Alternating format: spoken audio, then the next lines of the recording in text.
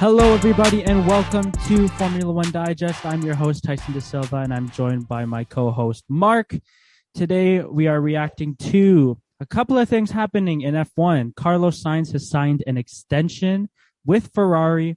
We are going to be talking about the upcoming Emilia sprint race, along with the actual race, and just some of the storylines that are heading into that race. So, Mark, why don't we break down the Sainz extension? What can you tell us about this extension? Yeah, so this is a contract extension into 2024 for Carlos Sainz. I'm sure this will give him some extra boost of confidence from the team. He still might be labeled as a second driver, but it seems that Ferrari has enough confidence that Carlos will keep delivering into 2024 for them. And I guess regardless of his performance the other weekend in Australia, they have seen enough from him from 2021 and have decided to keep him on. So those are two seats that are now locked down and no one can take them for the coming season. So those are two less seats that we have to look at when we look at drivers who might be moving into the sport next season. Definitely. First off, a big congratulations to Carlos. You know, after bouncing around Formula One for the last couple of years from Renault to McLaren, and he was even like a Red Bull junior driver at some point, I believe.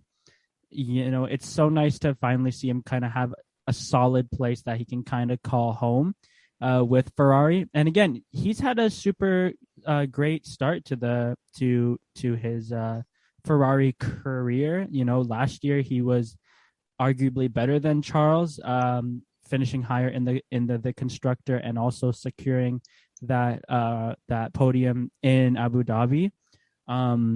Obviously he's a talented driver. He is 27, so you know he'll be kind of I think he'll be 29 or 30 by the end of the 2024 career. But you know, it's super exciting if you're a Ferrari fan, because these are two drivers that respect each other. They get along really well. They can definitely be a dynamic duo in F1. Yeah, absolutely. Carlos and Charles, I see them going really, really, really far in their careers. Even this year, it kind of looks like Ferrari might be the team to beat. And I think they're going to go for the Constructors' Championship.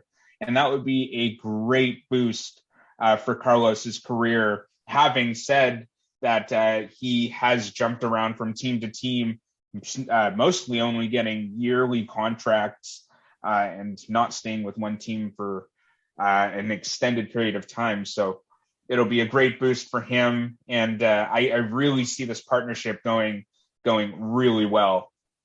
Definitely. And it definitely brings some question marks, because as a lot of people will know, Mick Schumacher is part of the Ferrari Academy. I think he's their reserve driver too, right? Or he's one of their reserve drivers. Yeah, him and Antonio Giovinazzi, they share the reserve role there at Ferrari. I think it's Mick who's taken the first half of the season, and Antonio will be taking over for the second half of the season. So they have shared duties there. Yeah, and you know, social media is obviously such a big thing. So I was kind of going through some of the comments, and some of the comments were saying, "What about Mick? What about Mick Schumacher? You know, Schumacher should be able to get that seat." And I don't know about you, Mark, but for me, I feel like Mick Schumacher is still so young. He has so much time to develop. You know, Carlos is probably at the height of his career right now, and he's in the prime, I guess, if that's a thing, at 27. So I feel like Ferrari's making the better move by, you know, they're going for experience over youth in this point, because they do have a young driver in Charles. Even though Charles has been in F1 for a number of years, he is significantly younger at 23, 24. But yeah, no, I think that Mick still has a lot of time to develop. I think he still needs to, you know, score his first few points. I don't think he's scored a point yet. Meanwhile, his teammate at Haas is outperforming him right now. So if you ask me, it's a solid move. What do you think on this Schumacher versus Sainz kind of I guess debate? I think you're right. It is a good move for Ferrari. I think there will be other opportunities for Mick to take, not necessarily going straight for that Ferrari seat right away in his career. He could do a reverse of what his dad did and, perhaps go to Mercedes first if Lewis retires at the end of the season and pair up with George. That could be an option for him because his dad did drive for Mercedes after his first retirement. Or he could even go to another team. If Daniel leaves McLaren, that's another option. He's kind of said that he doesn't necessarily want to follow in the footsteps of his father, but he wants to make his own career and his own name and his own legacy. So he doesn't the fans would want to see a Schumacher back in the Ferrari seat, but the kid got his own.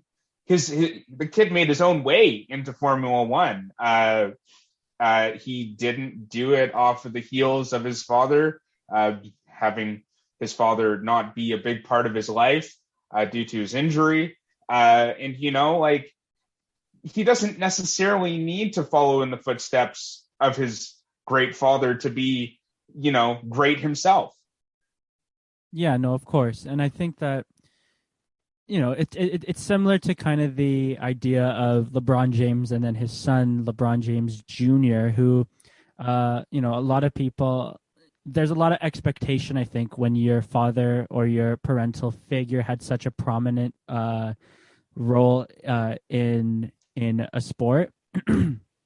So I think that for Mick, I do respect if he wants to kind of carve his own path and go somewhere else. Obviously, it'd be a fan favorite for him to go to Ferrari at some point in his career, but I just don't think that time is now. Maybe later in his career, but yeah, there are definitely going to be other opportunities that are going to be available. He wouldn't be in F1 if he was bad, but yeah, no, he's definitely got a lot of options. I could see him going to McLaren if Ricardo decides to, go somewhere else or, hang up his steering wheel for his career. Or yeah, like you said, Lewis is still going up there. I still feel like Lewis has a lot of time left in F1. I feel like Mercedes is going to let him decide when he's done. And then, there is a seat available there. There's also a potential spot in AlphaTauri or even Red Bull because Sergio Perez is getting older and they have a solid prospects. But again, there's so much that's not known to us. Like, who knows what could happen. And even those new teams, if they enter Formula One, we have Audi, Volkswagen, Porsche. They might be entering in their own factory teams. We could even see a German driver at a German manufacturer, much like we said in our last video. Yeah, no, that would be pretty exciting too. Like, imagine that. Yeah, that would be awesome. Yeah, no, so yeah, definitely. So again, big congrats to Carlos and Mick. Your time's gonna come, buddy. You just gotta get your first points. All right, so moving on to the Emilia race this weekend, sir. Obviously, this is the first week that this is the first race week that has the sprint. Mark, what can you tell us about the formatting for this weekend? So yeah, we have our 3 sprint races in total this season. Our first one this weekend. So it's going to look a little different this weekend. Tomorrow, Friday, at the time of this recording, of course on Thursday, we have FP1 will happen. And then after FP1, we'll have our qualifying, which will set the grid for the sprint race on Saturday. Now, the one change that has been made is that, for you history buffs out there, is that the pole sitter on Friday, or whoever wins pole on Friday, will be the race weekend's pole winner. So they have pole position. That driver who wins pole on Friday wins pole position for the race weekend, regardless of who wins the sprint race. And they just get that pole award. We also have a new point system. Last year, the top 3 drivers collecting points, 3, 2, and 1. This year, we have points for the top 8 drivers. So the points will go as follows: 8 points for first position, 7 points for second position, 6 points for third position, 5 points for fourth, 4 for fifth, 3 for sixth, 2 for seventh, and 1 for eighth. So we have a whole new situation for points, more points up for grabs for the championship. I know Kevin Magnussen has already commented and saying that he will be going all out this weekend to get points. So the winner of the sprint race will start from first position in the Grand Prix on Sunday, but is not the pole winner for the race weekend. And yeah, so that's the new kind of setup. There's also a change. Financially, teams will be given extra compensation in the event that their cars get damaged during the race. But I won't go into all those details. So it's a new structure for this race, sprint race. It'll be exciting to see drivers go all out for those top 8 positions. Definitely. And you got to think that there are a bunch of teams in the midfield and even in the top that are just hungry for those points. Even 1 point can make all the difference in a championship. And Mercedes, they'll be going for those points. Yeah, for sure. But I was definitely going to say also that Red Bull's going to be one of those teams that is trying to make up a lot of points that they lost in the first 3 races. The Red Bull reliability is still kind of a question mark. Obviously, the car is fast, but it has not been able to last a full race 2 out of 3 races. It's so strange. It's almost coming back to the 2018 situation that Red Bull was in. But yeah, like you say, the kind of like the Aston Martin and Renault, not the Renault, Alpine, really fast cars. They just are very delicate. So the Red Bulls, you're right, only 2 out of the 3 race weekends finishing, and we'll have some questions looming over this weekend whether or not they'll be able to keep it together for a sprint race and a Grand Prix. Yeah, for sure. And I know that there were some reports that they have some parts that are coming in to help the car with the reliability issues. I think the biggest question now is just, is it going to be enough to make up for the points that they lost in Australia and most notably in Bahrain? I would say that even more than Mercedes, that Red Bull has a bigger hole to dig themselves out of, because at least for Mercedes, their cars have been finishing the races. This is very unlike last year's Red Bull car, which was pretty reliable and it was fast. It just seems to have taken a turn with the new formatting, with the new regulations. Sorry, and I just think that this is going to be, I think, a defining race, because obviously there is still a lot of races left, but you cannot afford to leave this weekend with 0 points from either driver because of a failed engine or any sort of DNF. Yeah, we have to remember back to last year, Max Verstappen had that tire puncture issue and was out of the race here at Imola too. So maybe some bad luck looming in the Red Bull garage for the weekend. Some bad juju, my boy. Yeah, that's for sure. Yeah, no, but aside from Red Bull, though, I think that it's safe to say that Ferrari is the favorite to go into this weekend. just because of how dominant of a showing they had in Australia. Do you think that we could be looking at another 1-2 for Ferrari?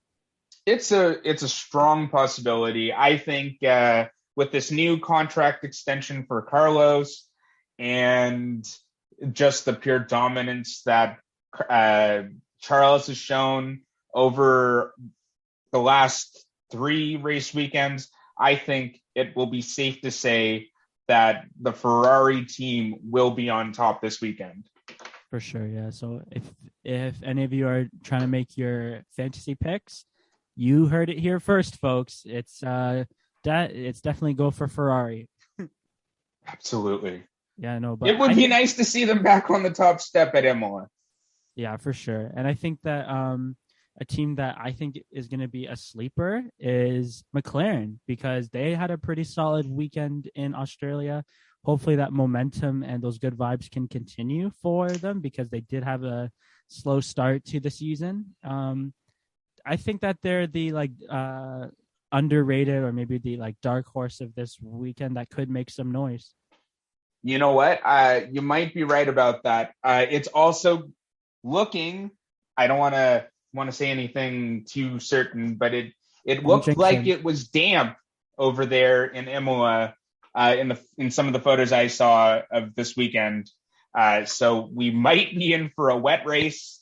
It might be a wet, dry race. So that might even throw a few more, midfield teams further up the field. It honestly could go into the favor of Max Verstappen then if it's a wet race, because this guy seems to just find grip anywhere that he goes in the wet. So we'll see, man. It's going to be a really exciting race. Yeah, I'm looking forward to it. And at least it's not at 2 a.m. here. We have a few more of those to deal with. Yeah. I think we're okay now until I think when they go to Singapore next, later in the year is when it's another late night race. I think I might just sleep through that one. Yeah, we might do a next day stream or something. Honestly, yeah, but you guys are the best for making it this far. Thank you very much for watching. Click like if you liked the video. Click subscribe if you really liked it. And we will see you guys at the end of the race week.